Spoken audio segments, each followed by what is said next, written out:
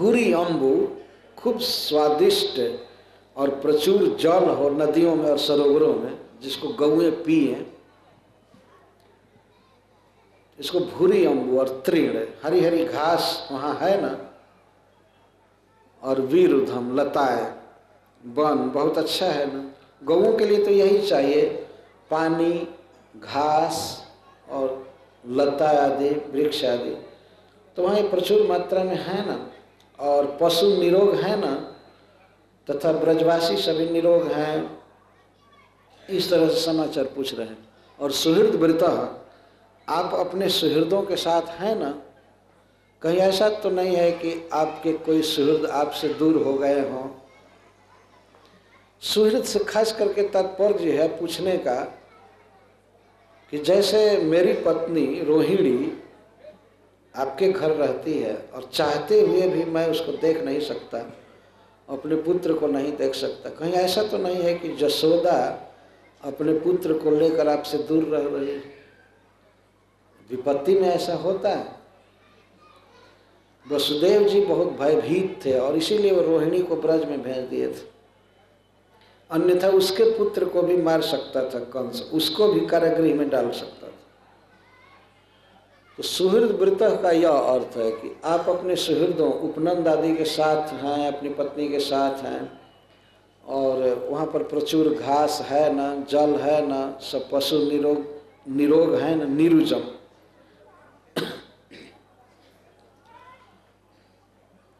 ऐसे दीर्घ ईकार लगाया जाएगा तब संस्कृत ग्रामर के अनुसार ठीक होगा, लेकिन श्रीधर स्वामी जी कहते हैं कि निरुजम हर्ष विकार इति छंदोनुरोधात्, छंद के अनुरोध से ऐसा किया गया श्लोक बनाने के लिए।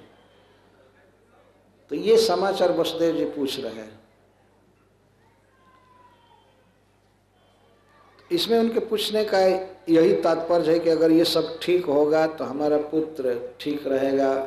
तो दो पुत्र हैं ना, एक तो पहुंचा आए हैं आधी रात को, तो उसके विषय में भी पूछ रहे हैं, यह कह करके नहीं कि मेरा पुत्र। उन्होंने पूछा कि वो जो आपको 5-6 दिन पहले पुत्र हुआ है वो तो ठीक है ना। और फिर बलराम जी के बारे में तो डायरेक्ट पूछते हैं, वो मेरा पुत्र, अभी उसका नाम हम नहीं रखा गया था इसलिए केवल मेरा पुत्र कह रहा। शुरू में भारत में बच्चों का नाम नहीं होता है, कुछ ऐसे ही काम चलाऊ चलाते हैं। विदेशों में तो जिस दिन जन्म होता है उसी दिन नाम रखना पड़ता है, क्योंकि वो पासपोर्ट वगैरह बनाना पड़ता है, जन्म लिखना पड़ता है उसमें। लेकिन भगवान का जन्म तो साल भर के बाद, नामकरण साल भर के बाद हुआ था, यानी 3 महीने के बाद, 100 दिन के अंदर, साल भर में ना, साल भर में हुआ था।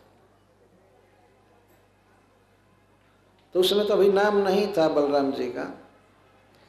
तो वसुदेव जी उनके विषय में समाचार पूछ रहे हैं।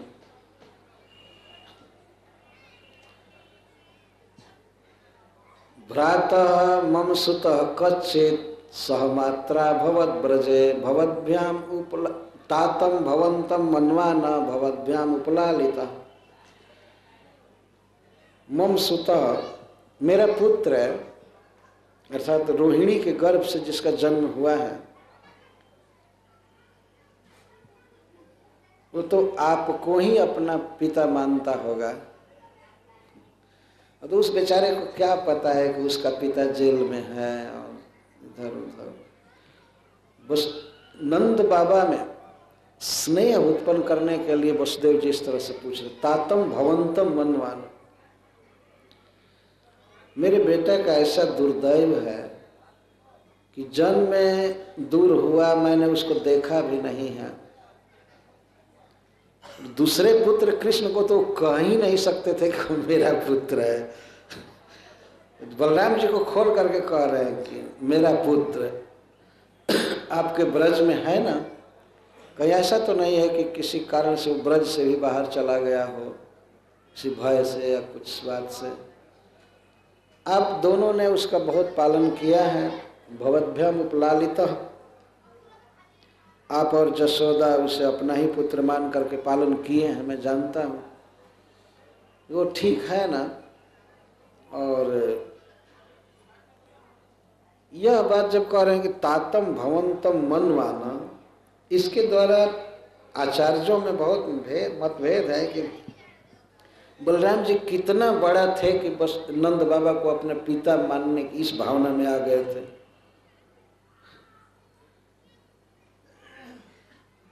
बच्चा कितना बड़ा होता है तो ये मेरा बाप है या माँ है, इस प्रकार की भावना कब आती है? आप लोग बता सकते हैं, हमको तो कोई ज्ञान नहीं है इस विषय में। कितना बड़ा होता है तो ये चेतना आती है कि मम्मी है, पापा है, भाई है। कितना 2 साल में आ जाता।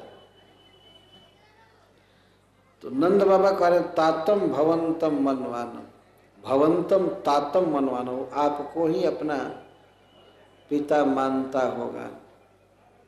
तो इसका अर्थ है कि 2 साल के हो चुके होंगे।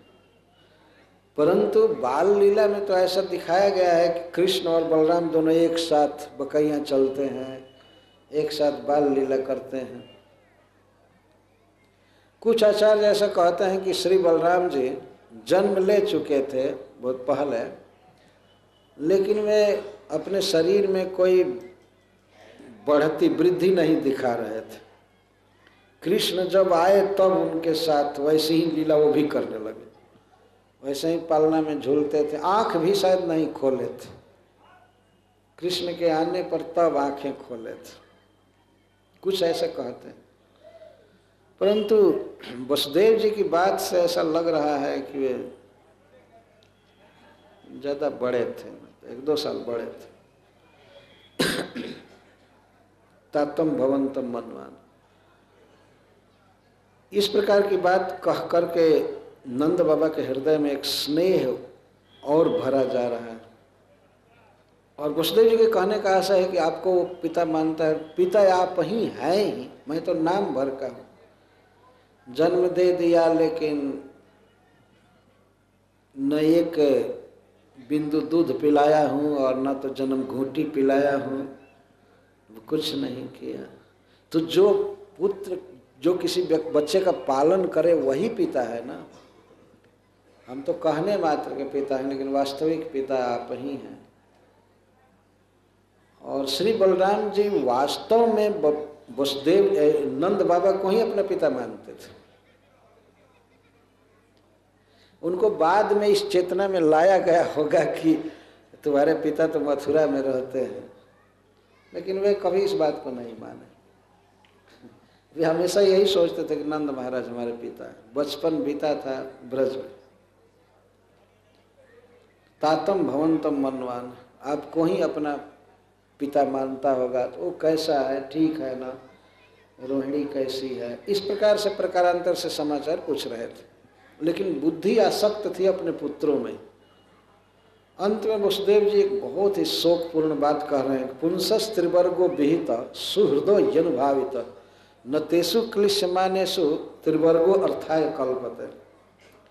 इस संसार में धर्म का आचरण करना, पैसा कमाना, अर्थ अर्जन करना और इंद्रिय तृप्ति के बहुत से भोग जुटाना, जैसे घर बनाना, कार खरीदना या जो भी कुछ है, यह जो त्रिवर्ग है, तो शास्त्र कहता है और लोक भी कहता है कि वास्तव में जब तभी असार्थक होता है जब अपने सुहृद, अपने संबंधी इनसे सुखी होते। यदि किसी के पास पैसा है तो अपने संबंधी जो है, अपने आश्रित, अपने पुत्र, स्त्री, भाई, अगर ये सुखी रहते हैं तब तो धन सार्थक है, नहीं तो धन बेकार। न तेषु क्लिश्यमानेषु त्रिवर्गो अर्थाय कल्पते। यदि अपने स्वजन कष्ट भोग रहे हों, क्लिश्यमानेषु, मान लीजिए अपना पिता कहीं दुख भोग रहा है, माँ दुख भोग रही है, या बेटा कहीं संकट में है, पत्नी संकट में है, तो फिर धन होकर करेगा क्या? फिर वह धन पुरुषार्थ नहीं माना जाता, उसकी सफलता नहीं, हो बेकार है। तो वसुदेव जी यह कह रहे हैं कि धन तो मेरे पास है, लेकिन आज ऐसी मेरी दशा हो गई है कि पत्नी दूर रह रही है, बच्चे दूर रह रहे हैं, मैं उनके लिए एक पैसा खर्च तक नहीं कर सकता। मैं कह भी नहीं सकता कि मेरा बेटा ब्रज में रहता है, मतलब बलराम जी के लिए कह रहा। बलराम जी को भी वो नहीं कह सकते थे कि मेरा बेटा ब्रज में रहता है, तो कह नहीं सकते थे, तो फिर उनको सामान पहुंचाना मथुरा से, भेजना किसी को, ये तो और असंभव था। तो बहुत दुख प्रकट कर रहे हैं कि हमारे पास इतना अच्छा घर है, सुख सुविधा है, पैसा है और धर्म कर्म भी करते हैं, लेकिन जिसमें हमारी पत्नी का शेयर नहीं है, जिसमें हमारी पत्नी न भाग ले जिस उत्सव में या हमारे घर में, हमारे धन में, तो फिर इसका क्या महत्व है। खास करके वसुदेव जी इस बात से बहुत दुखी थे कि उनकी पत्नी और उनके बच्चे दूर रह रहे हैं और घर में सब कुछ होते हुए भी दूर रह रहे हैं। ये दुख की बात है वास्तव। न तेषु क्लिश्यमानेषु त्रिवर्गो अर्थाय कल्पते। त्रिवर्ग मतलब धर्म अर्थ काम को त्रिवर्ग कहते हैं। और चौथा है मोक्ष। तो मोक्ष को क्यों नहीं कह रहे हैं? क्योंकि मोक्ष साधन अकेले भी होता है। मुक्ति का जो साधन है, व्यक्ति वन में चला जाता है, भगवान का ध्यान करता है छोड़ छाड़ करके, तो जहाँ तक मुक्ति की बात है, भक्ति की बात है, वो तो अकेले भी कर सकता है। लेकिन अब धन भरा पड़ा है, खा रहा है और रसोई घर में अकेले बना करके खाए और पत्नी दूर है, बच्चा दूर है, तो वास्तव में उसके मुंह में जाएगा ही नहीं एक कवर, कैसे खाएगा? और उस पर भी वे दुखी हों, न तेषु क्लिश्यमानेषु, यदि वो दुखी हों, उनको नहीं मिल रहा हो, तो ये धन और घर या धर्म का आचरण, स्वर्ग आदि की प्राप्ति सब बेकार है। वसुदेव जी इस तरह से मानो विलाप कर रहे हैं, रो रहे हैं कि आज चाहते हुए भी मैं अपने पुत्रों को देख नहीं सकता, पालन नहीं कर सकता, अपनी पत्नी का पालन नहीं कर सकता। बहुत दुख की बात। इतना जब कहे तब नंद बाबा उन्हें सांत्वना देते। यदि नंद बाबा से वे प्रश्न किए थे कि ब्रज कैसा है, गौएं कैसी हैं, घास जल लताएं सब है ना, लेकिन नंद बाबा इतना अधिक वसुदेव जी के बारे में सोच रहे थे कि अपने विषय में वो कुछ बोले ही नहीं। वो वसुदेव जी के दुख से दुखी हो रहे थे, तो अपने विषय में एक शब्द नहीं कहे। वे यही कह रहे हैं कि अहो बहुत दुख की बात है, अहो ते देवकी पुत्रा कंसे न बहवो हता। हाय हाय, देवकी के गर्भ से उत्पन्न आपके बहुत पुत्र को कंस ने मार दिया, बहुत से पुत्रों को कंस ने मार दिया। बहुत दुख की बात। जब वसुदेव जी इनसे समाचार पूछ रहे हैं कि क्या कैसा है, तो अपने विषय में बिल्कुल नहीं बोल रहे, उनके दुख को गा रहे हैं। हाय हाय, आपके बहुत से पुत्रों का वध कंस ने कर दिया। एकावशिष्टा वर्जा कन्या साप दिवम गता। बेचारी एक बच्ची थी 8वीं, वो भी दिवम गता, वो भी आकाश में चली गई। हाय रे, ऐसी विपत्ति। पुत्रों को तो कंस ने मार ही दिया, एक बच्ची हुई थी वो भी साथ छोड़ करके आकाश में चली गई। कन्या साप दिवम गता। तो अवर्जा जो सबसे बाद में जन्म ली थी, अवशिष्टा जो बची थी, वो चली गई। इस बात को जब वसुदेव जी ने सुना तो वे प्रसन्न हुए कि नंद बाबा को पुत्र परिवर्तन की कोई खबर नहीं। कह कि एक कन्या हुई थी आपको, वो भी आकाश में उड़ गई। तो इससे सिद्ध हुआ कि ये नहीं कह रहे हैं कि आप हमारी बेटी को ले गए थे, अपना बेटा रख गए थे, ये कुछ भी पता नहीं है। तो वसुदेव जी को इस बात से बहुत प्रसन्नता। ठीक, गुप्त रहस्य। इनको केवल इतना ही पता है कि मथुरा में मेरी बेटी हुई थी, इनको ये पता नहीं है कि मैं जमुना पार करके और कैसे कैसे नाटक किया था। लाया, पुत्र को रख कर इनकी पुत्री को लाया। तो कोई गुप्त बात छिपी रहती है और छिपी रह जाती है तो छिपाने वाले को बहुत खुशी होती है, चलिए भेद नहीं मालूम है। तो वसुदेव जी इस बात से प्रसन्न थे, लेकिन पुत्रों के प्रति इतनी ममता थी, उनकी रक्षा की ही चिंता कर रहे थे। इनको अब यह चिंता नहीं थी कि हमारी बेटी उड़ गई या हमारे लड़के मर गए। जो जीवित हैं उनकी बहुत चिंता लगी हुई थी, कृष्ण बलराम की। तो ये नंद बाबा को कहते हैं, करो वै वार्षिको दत्त राज्ञे दृष्टा वयम च वह नेह स्थेयम बहुतिथम संत्युत्पातश्च गोकुले। वसुदेव जी को इस बात की खबर थी, कंस के यहाँ एक मीटिंग हुई थी उसी रात को, जिस रात को कन्या उड़ी थी आकाश में। तो वसुदेव जी को इस बात की सूचना थी। वसुदेव जी बहुत बुद्धिमान व्यक्ति थे, पता लगाते रहते थे कि कंस क्या प्लान कर रहा है। तो कंस ने योजना बनाया था कि 10 दिन या 10 दिन से कुछ ज़्यादा के जितने भी बच्चे हैं मथुरा मंडल के, उन सबका वध कर दिया जाएगा। एक योजना बनी थी और इस बात को भी वसुदेव जी जान गए थे कि पूतना नामक एक पिशाचिनी राक्षसी बच्चों को मारने की जिम्मेवारी ली है। तो वैसे उनको पूरा इस बात का पता नहीं था कि वो ब्रज में जाएगी, लेकिन इस बात का पता वसुदेव जी को था कि कंस के मीटिंग में, इष्ट गोष्ठी में यही प्रस्ताव पास हुआ था कि बच्चों की हत्या करनी है और इसकी जिम्मेवारी पूतना ने लिया था। तब वसुदेव जी इस बात से बहुत भयभीत हैं कि कहीं उनके पुत्र के पास, कृष्ण बलराम के पास वो न जाए, उनको न मार दे।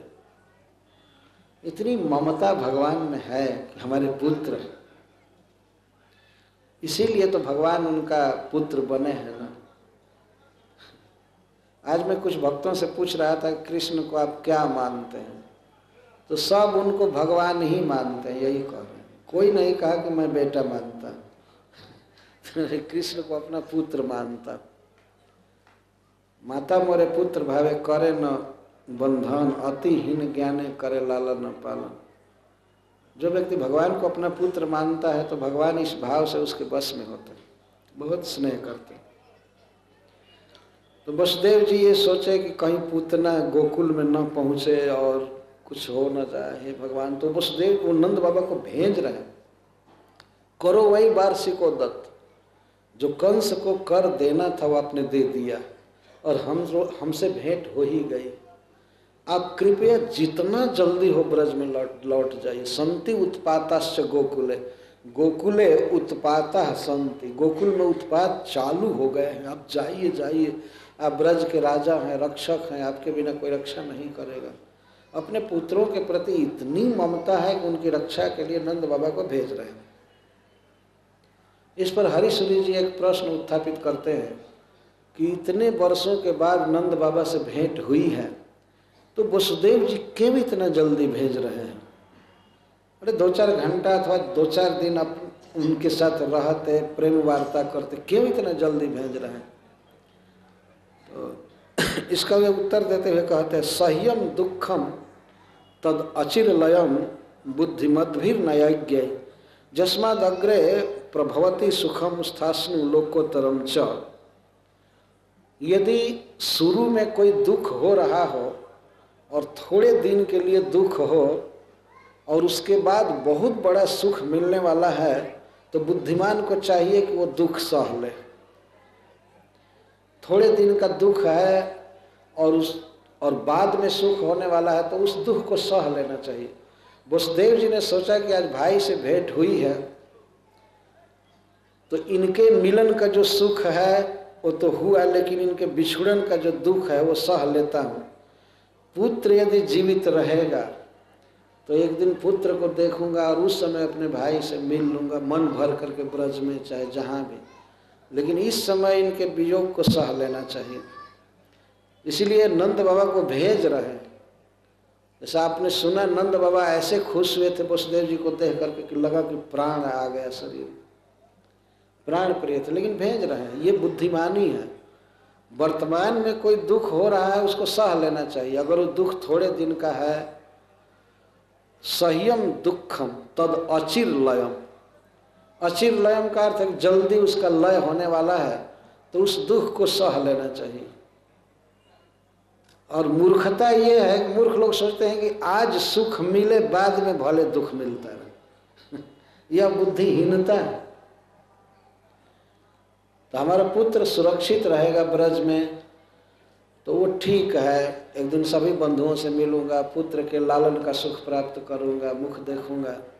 आज अपने भाई के विरह का दुख सहन, इसीलिए कहते हैं जाइए जाइए, ब्रज में उत्पात हो रहे। इतना सुनते ही नंद बाबा तब उनसे अनुज्ञा लिए और बैलों को गाड़ी में जोत करके और वे गोपों के साथ ब्रज में चल दिए। लेकिन नंद बाबा रास्ते में जाते समय अनिष्ट की आशंका से भर गए कि वसुदेव जी के वचन झूठे नहीं हो सकते। तो भगवान नारायण की शरण में जा रहे थे, बैलगाड़ी पर बैठे थे लेकिन भगवान का नाम जप कर रहे थे। शरण में गए हरि के कि वही हमारे पुत्र की रक्षा करेंगे, वही सबके रक्षक है प्रभु। इस तरह से वे जा रहे हैं। इसके बाद हम लोग सुनेंगे किस प्रकार ब्रज पे पूतना गई, कल प्रसंग आएगा। हरे कृष्ण, जय श्री प्रभु।